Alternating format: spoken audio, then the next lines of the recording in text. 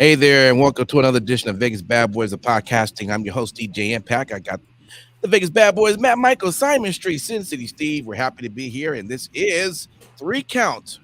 Got three good topics for you, but first, if you happen to be online and we do see you there, make sure you throw your comments in there as you see fit. YouTube Live, Twitch Live, or Facebook Live. Make sure you just throw it in there. We would love to hear your comments for the topics. All right. With that, let's get right into it. It's time. Biggest Bad Boys of Podcasting present 1, 2, 3. Count Talk. Count Talk, baby. Here is our first count, 1. and it is titled CM Punk's AEW return is being planned. This is from TJRWrestling.net. So it reads here that that there's a big update on CM Punk potentially returning to AEW very soon, with Fightful returning. That Punk has told the company, quote, repeatedly, end quote, that he wants to come back. Now, it is believed that Punk has healed from the torn triceps injury, since it requires about 8 months of rehab. But what hasn't been known is if AEW wants Punk back. Now, in an update on Fightful Select today, Sean Ross Sapp reports that after yesterday's report, the wheels were already in motion for Punk's return.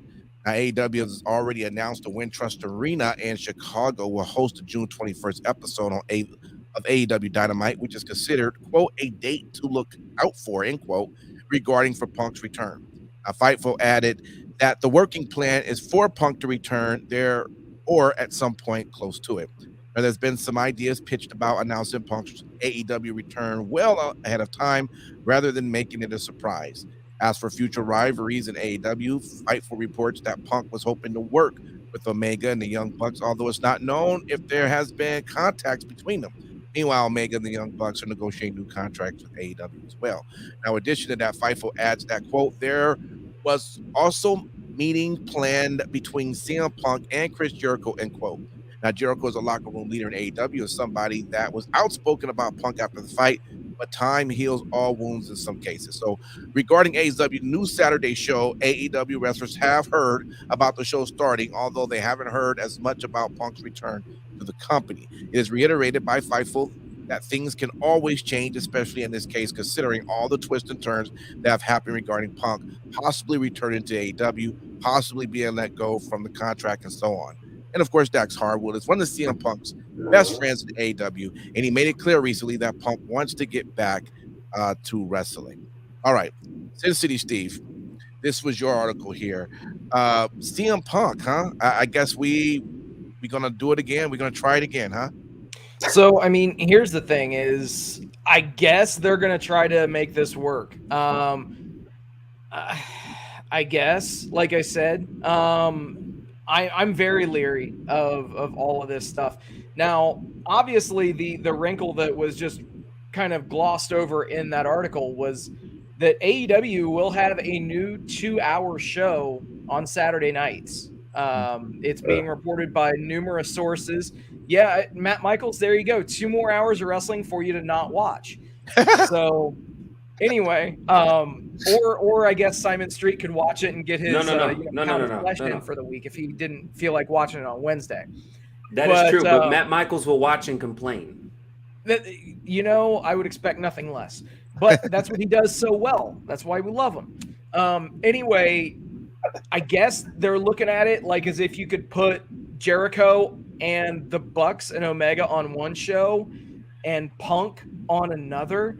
I really hope that they're not doing this sort of a split of the roster, because if they do, it's fucking childish that it has to come to this. But, it is what it is. We've been talking about how the inmates can run the asylum over there, down there, wherever they are. And it seems that, it looks like as if this definitely could be the case. I can say this, and I'll say the quiet part out loud. When CM Punk was involved with AEW, the AEW TV product was a whole hell of a lot better. That's something that a lot of people don't want to admit. but I have to admit it because it's a fact. Okay.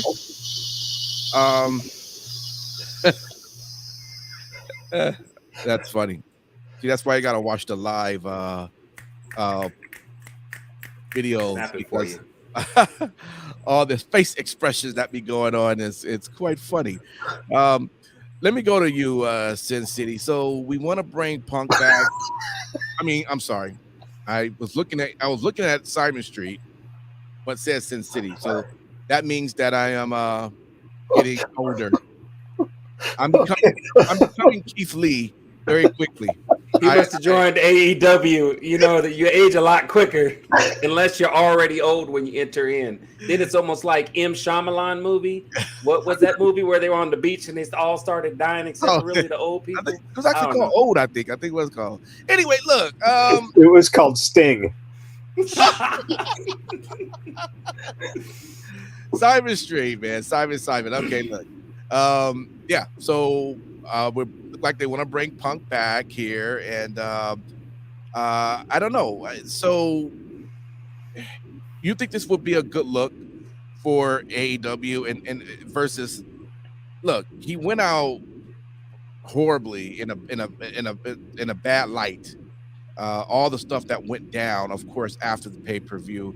Can we just forget about that? And what does that say if something like that happens? What if someone else decides to go rogue like that? I mean, is that just going to be okay in the company? I mean, what type of punishment? There were people that were fired and let go because of that, and yet we're just giving him the red carpet. I mean, what's your take, man? Well, if I may say hyperbole, because you called me Sin City. I corrected that. No, but my take on that, to answer that quite bluntly, is okay, because he's CM Punk. Okay, because he's CM Punk. You wasn't CM Punk, you'd have been fired. It is what it is. Call it unfair, call it mismanaged, whatever you want. Doesn't matter if you're in the WWE, AEW, Impact Wrestling, ROH, when it was a product, anything. If you are a draw, there is some grace and leadway that will be given on to you.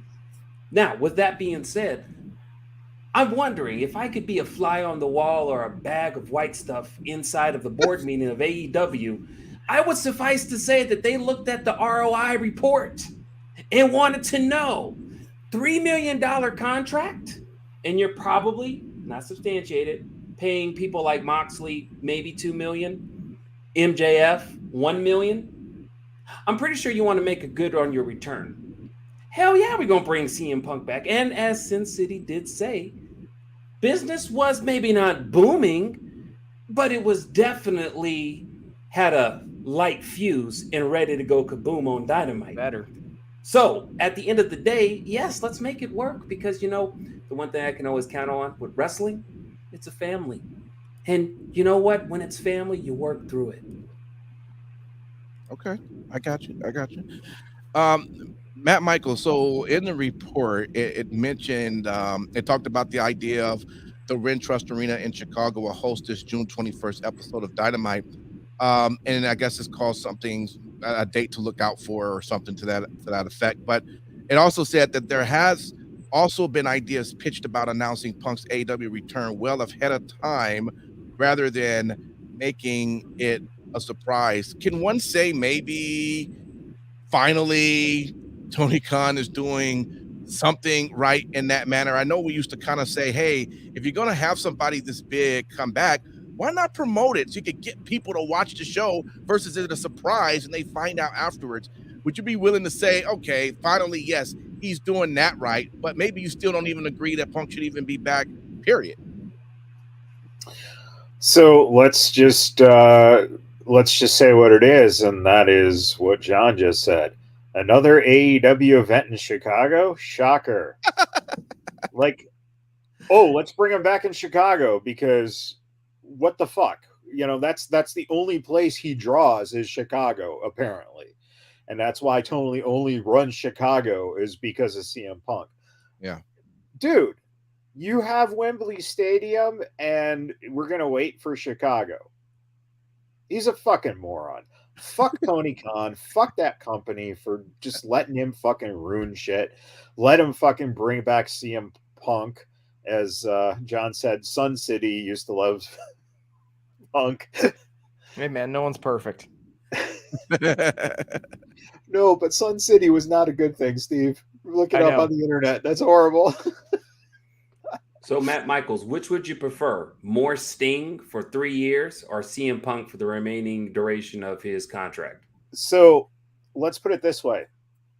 Sting in the dressing room influences and helps the younger people. Punk in the dressing room influences and helps himself. That's it. Very simple. Punk's in it for one fucking thing, himself.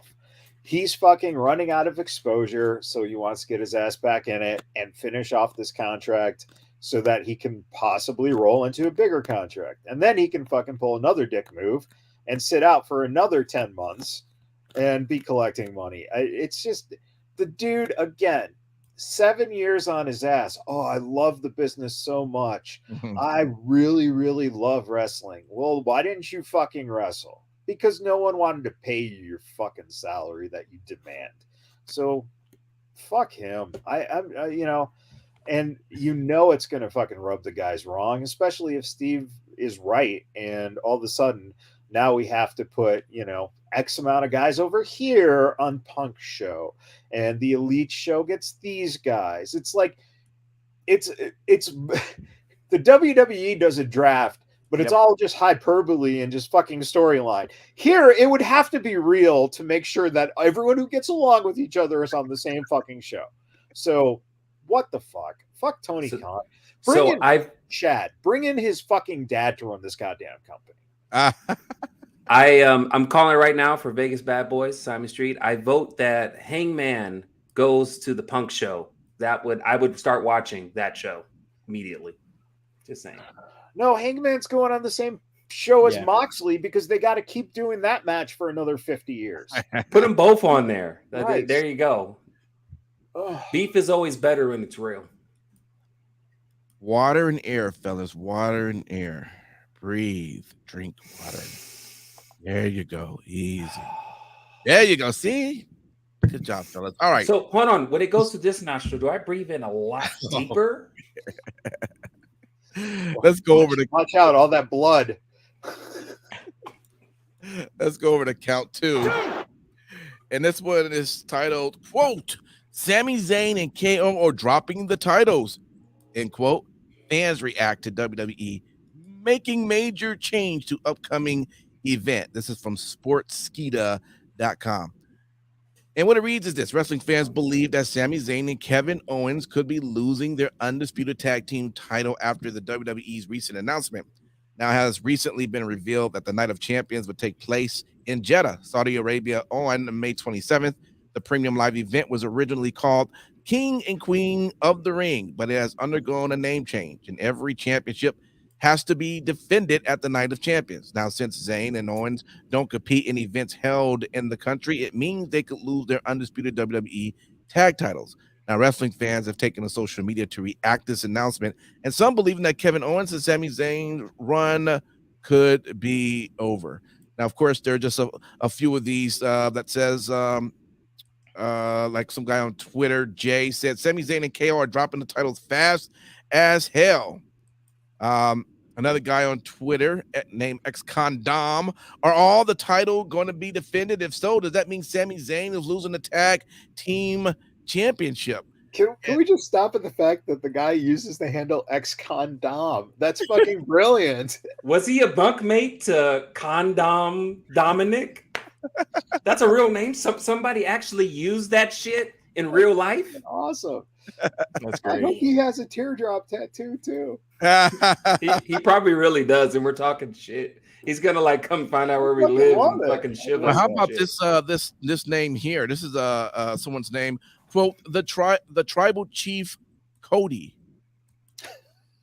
That don't even sound right. And then he put at WWE. So Kevin Owens and Sami Zayn will lose the tag titles before the show due to Zayn not being allowed in Saudi. Oh boy. All right. Let's go right over it. It just keeps going with comments. But Matt Michaels, this was your article here. So fans are already, doing the writing, and they see everything on the wall, and they saying, hey, Sami Zayn and KO are going to lose these titles because, hey, they don't go to the country, and why do we give them the titles if they're going to lose them so fast? I mean, do you agree with what these fans coming up with, or do you think they're ass clowns? I don't know if they're ass clowns.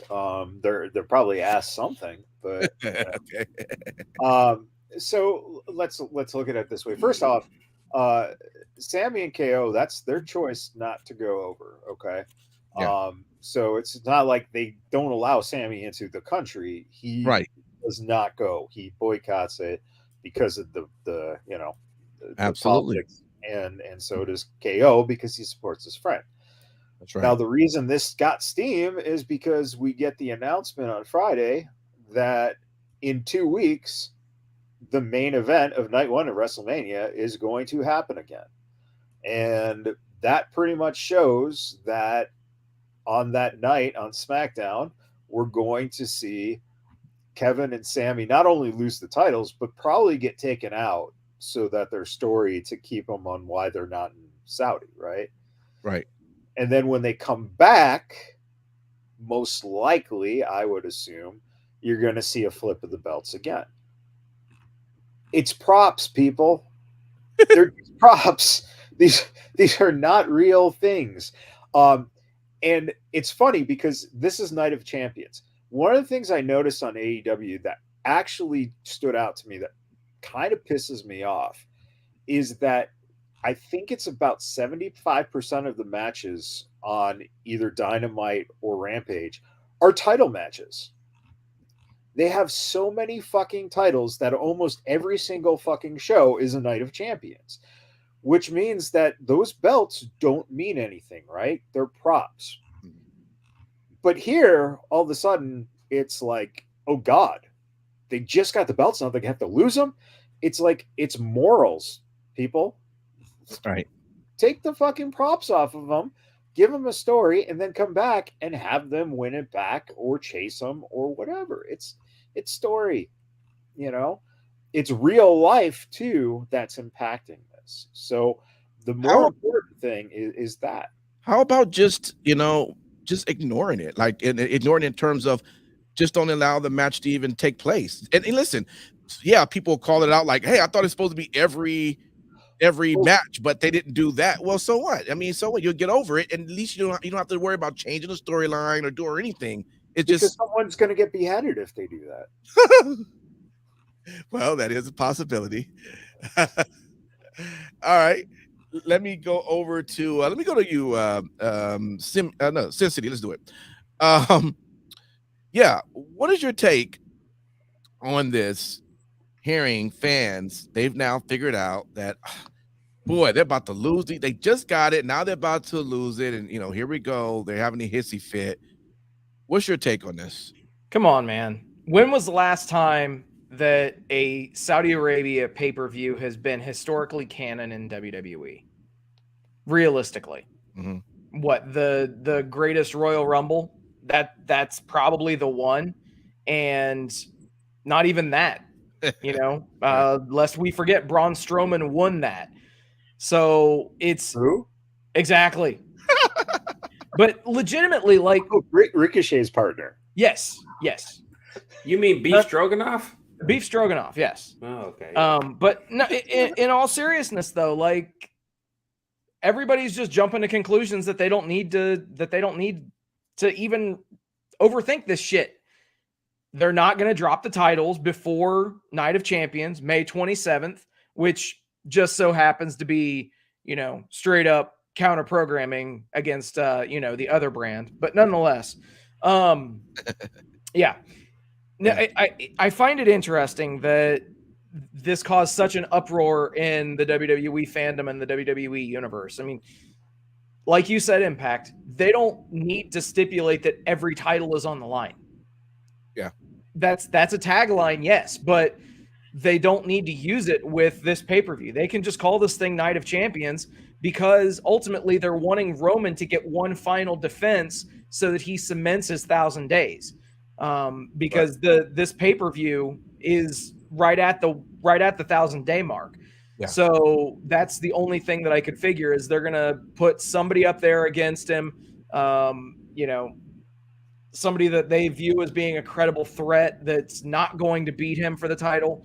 And yeah, it is what it is. There's no need to even figure that those titles will be defended at that show because Right. it's not going to happen. Fucking deal with it. The Saudi king probably was like, "Oh, king of the ring? Well, you got to make me the king of the ring." Exactly. I'm already the king of the ring. Yeah. So, Right.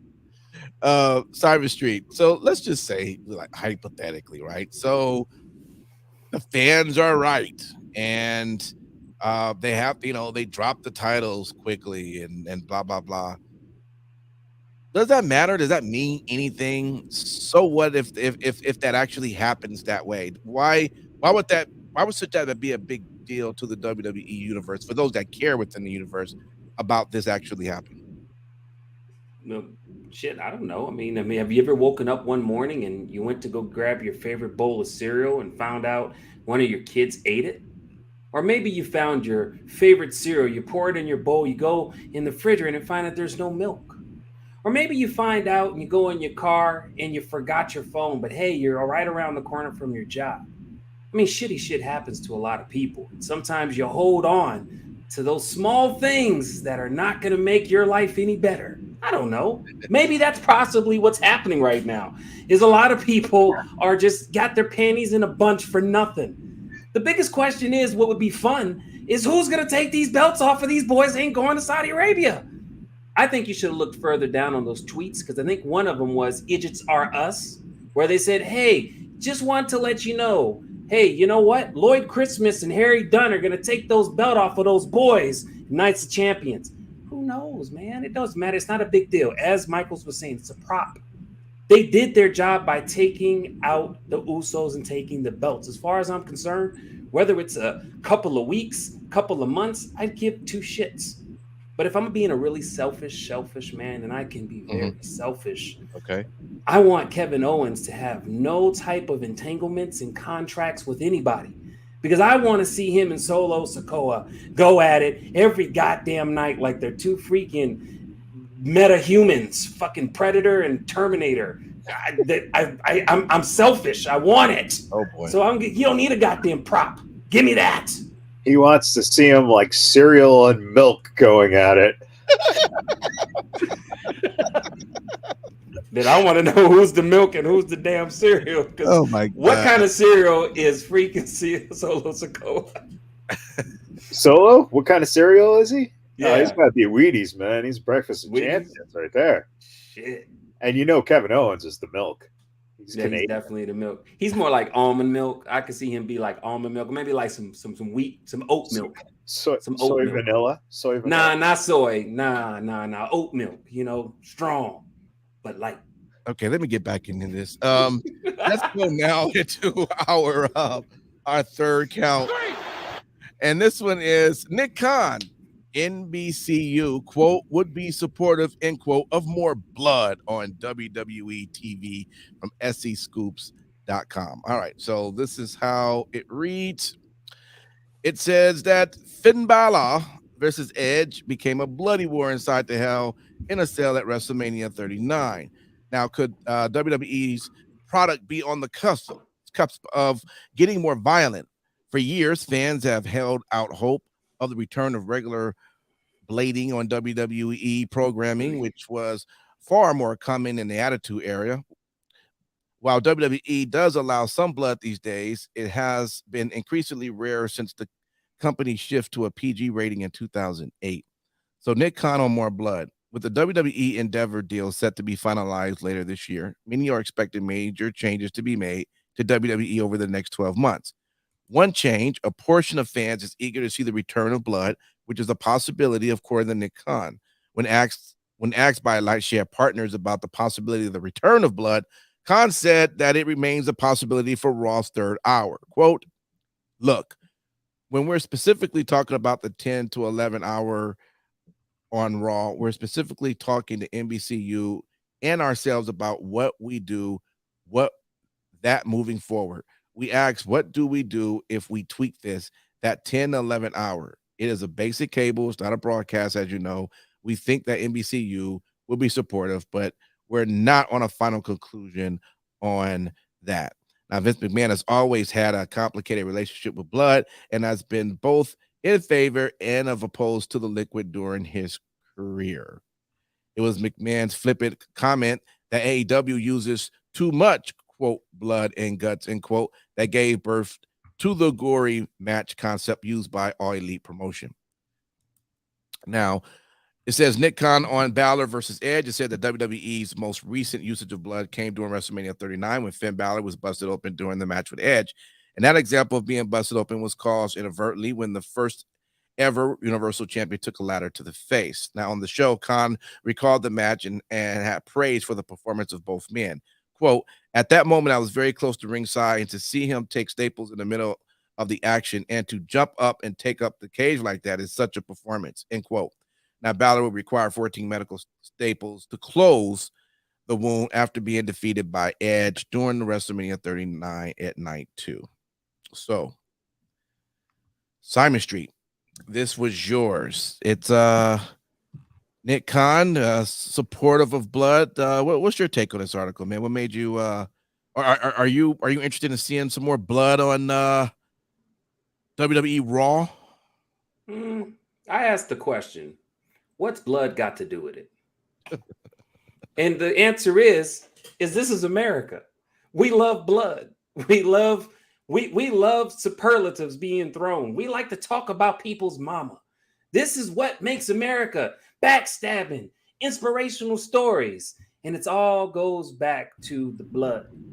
Now, the question is, WWE, we obviously know you're not going to do sacrifices like AEW to appease the coca gods, but there probably needs to be a little bit of blood in your programming. Now, in this article, Nick Khan talks about third hour, although he said 11th and 10th hour, which was weird. But I surmised he talked about the last hour, right, of the 3 hour of Raw. I thought immediately, isn't that what Shane tried to do? Remember, Shane had this huge idea where he would have some kind of underground, what was it called? Underground Fight Club? Raw Underground. Fight Club. Yeah. Raw Underground. Sound like a horrible 80s porno title, first and foremost. But, you know, it nonetheless, this is what it sounded like. I don't think WWE needs to add blood, but I do think that kind of in reference was with the Edge and the Finn Balor, don't shy away from showing it if it happens. Does that make sense? Because for me personally, I do have a bit of a problem when it's too excessive. No offense to AEW. It's cute. Everybody wants to bleed. I get it. You die hard for your company. But sometimes it becomes a little too excessive because you're forcing it, I feel. If WWE can find that even balance, I think it'll be cool. Because again, this is America. We love a little blood when there's fighting. How many Rocky movies have you seen where blood wasn't involved? Rocky 5, because it sucked. Rocky 5 had a whole bunch of blood. The damn towel when they threw it in. Throw it now. No, Rocky 5 was the street. Oh, you Tommy Gun. Yeah, Tommy Gun. There was no blood in that film. You're right. Touch me and I'll sue. Let me go over to you, Sin City. So is this whole blood thing? I mean, is this how important is this to fans? I mean, you have AEW, who of course they use a lot of it, and now there's an article saying, hey, you know, WWE, we might consider it the last hour. Do you think does it really matter to fans if there's blood or not, or do we want to see that? I mean, realistically, it caters to a segment of your audience, and realistically, they need to look at the impact of, you know, if they do introduce it. I actually like the idea of the 10 to 11 o'clock hour, which is always an hour that sees rating decline. No matter what it is, every single week, WWE, their ratings plummet from hour 2 to hour 3. So, I mean, it wouldn't be surprising if this stuff happened, but I'm not going to lie. Once this happens, because they're talking about it, so it's going to happen. It's just a matter of when. I really can't wait for all of the gaslighting about how blood is needed in professional wrestling and how it's used as a very, very intelligent plot device to further a storyline. When all that I've heard for the last 3 years specifically from everybody is, oh my God, AEW, you see blood every single fucking week. I get it. But yes, they have to find a happy medium. But I really can't wait to hear that gaslighting because it's going to be delicious. And dare I say, we'll have people on this very panel that will do that exact thing. And yeah, I'll call you out for it. Don't worry. Wow. No, Matt I'll go straight into it. Don't even bring it up, DJ. I'll just go straight into it. Go ahead. I'm ready. Ooh. Say it with your chest, Michaels. Because here's the difference. The difference is this. Okay, first off, if they can find razor blades, because Moxley apparently has bought every razor blade in the fucking planet. Okay, so that's the first thing. Number two, that motherfucker bleeds every fucking single time. He sneezes and his fucking forehead just opens up and starts bleeding. He's like Dusty Rhodes if Dusty Rhodes didn't know how to wrestle. Okay, that's his problem. Number two, he does it all the time. If it's the same motherfucker doing it all the time, then I'll be pissed, right? If that makes no sense at all, and just busting out. That's the other thing too. Like, if you're doing it in an hour 3 and it's the main event, okay, that might be story related. But if you're doing it to open up the show and there's no reason to because you're wrestling a guy like fucking Chad Gable, what the fuck? No reason. That's the other thing. If it's guys like Chad Gable that are fucking blading for no fucking apparent reason, then that makes no sense. Why do it? I mean, do we do it just to see like Mansoor, just fucking, his beautiful modeling face getting ruined? Mansoor. Yeah, get it right, Mike. Come on, you got to roll your tongue when you say it. But that's the thing. It's like if it makes sense in the story. Listen, Austin bleeding at WrestleMania 13 fucking made total sense. If that doesn't happen, you don't have the transition from Bret Hart to Steve Austin being the new thing. Okay, that makes sense. It was also a pay-per-view. Now, I'm not necessarily behind putting blood for free on TV. If they go back to actual pay-per-views, then absolutely don't put it on TV. But that's my problem with AEW. Why put it on free fucking TV when you want people to talk about, shit, did you see that pay-per-view? That last pay-per-view was fucking insane. The guy nearly fucking drowned to death in his own blood.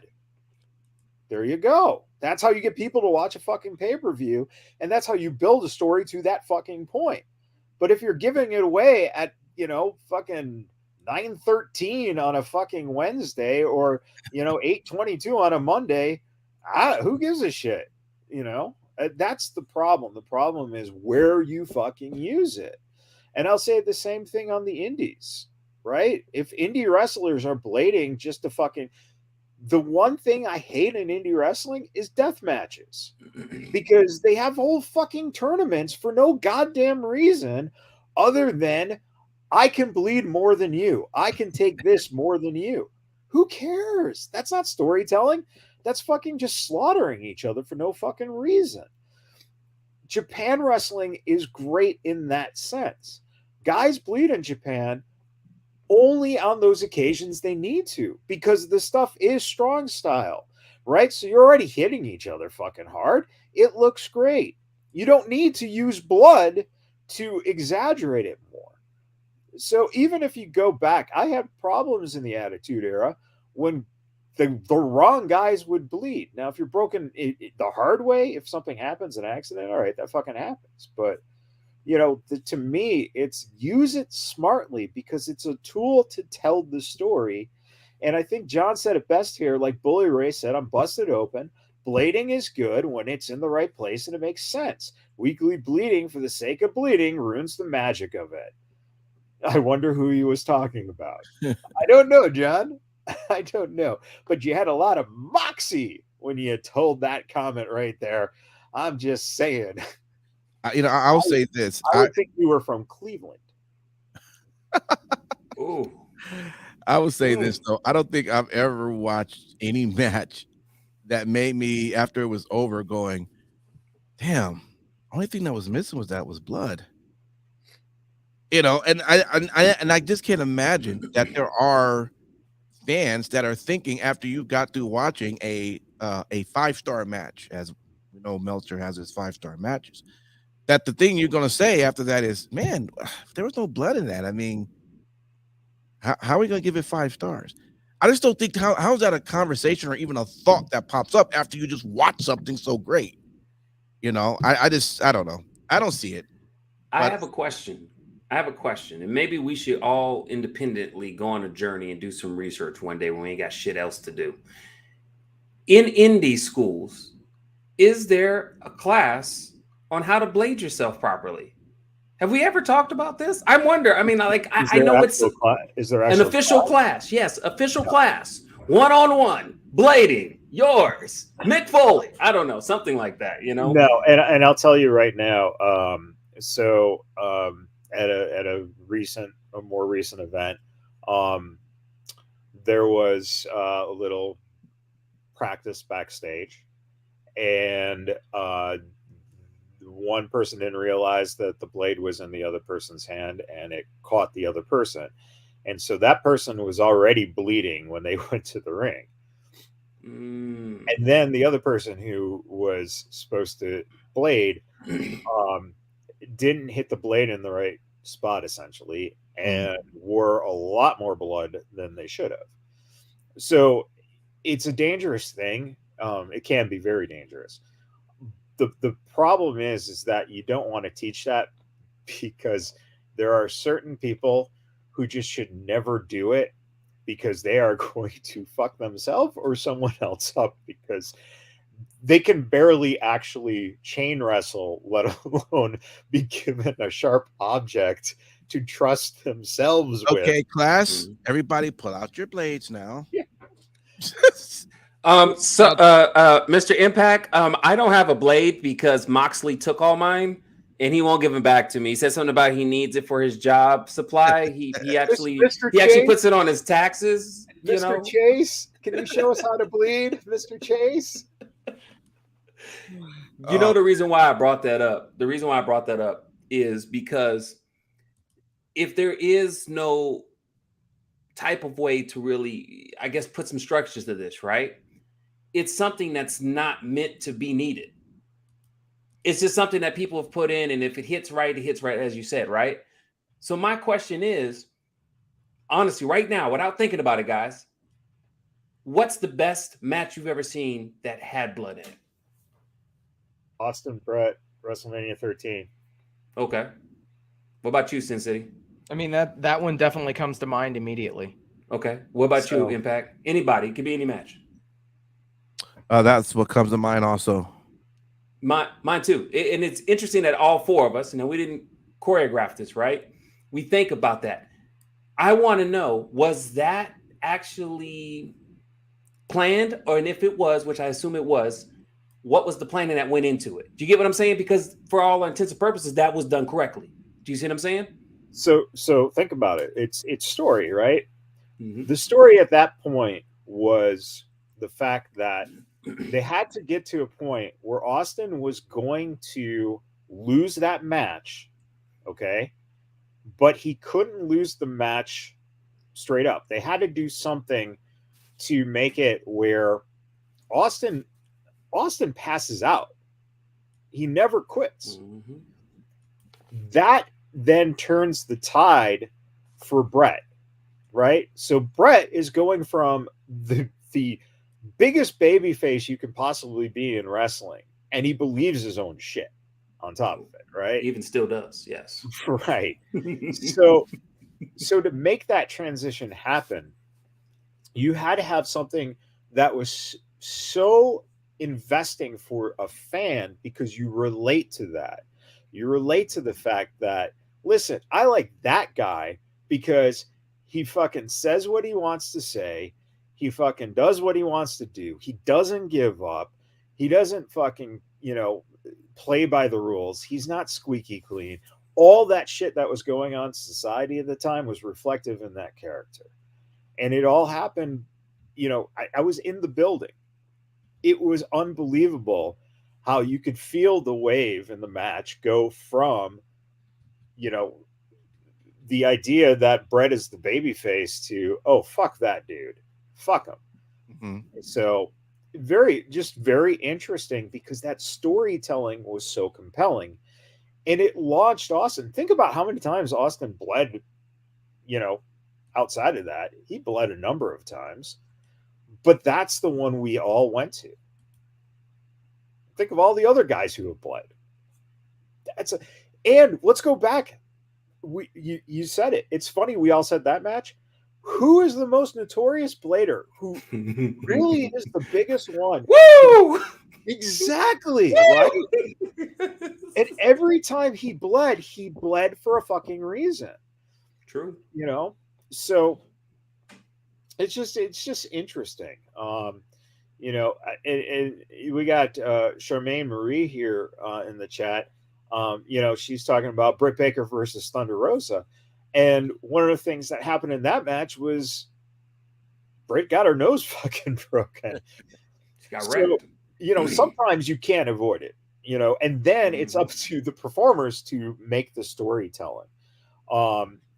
John said Ruby bleeding was one of the best blood matches in AEW. Which time?